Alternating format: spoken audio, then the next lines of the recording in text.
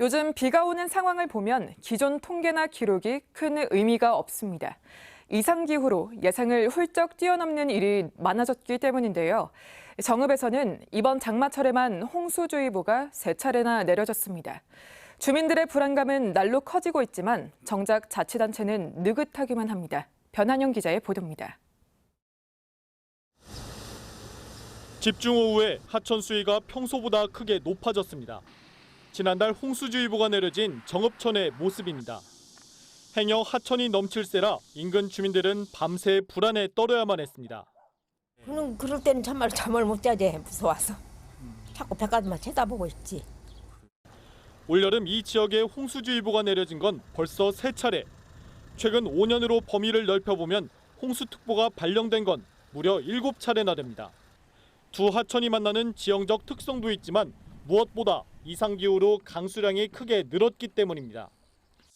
정읍천은 이 언덕 하나를 사이에 두고 주민 10여 명이 사는 마을과 맞닿아 있습니다. 마을로 진입하는 길은 이렇게 경사가 져 있는데 물이 넘어오기라도 한다면 주민들이 침수 피해를 겪을 가능성도 배제할 수 없습니다. 주민들은 제방을 높이는 등 대책을 세워줄 것을 요구하고 있지만 감감무소식입니다.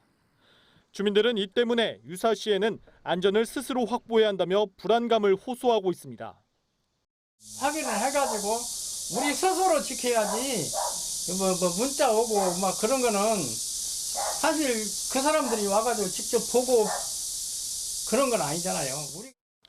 기상이변이 심화되면서 과거보다 예상치 못한 재난 가능성이 더욱 높아진 상황. 정읍시는 느긋하기만 합니다.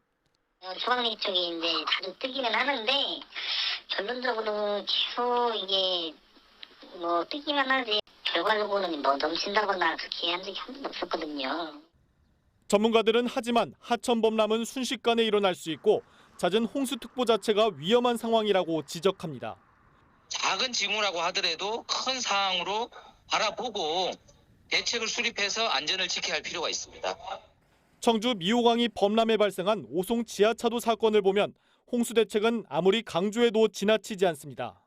자칫 사고가 난 후 대책을 세우는 사후 약방문의 우를 피하려면 정읍천도 보다 적극적인 검토가 필요해 보입니다. JTB 뉴스 변한영입니다.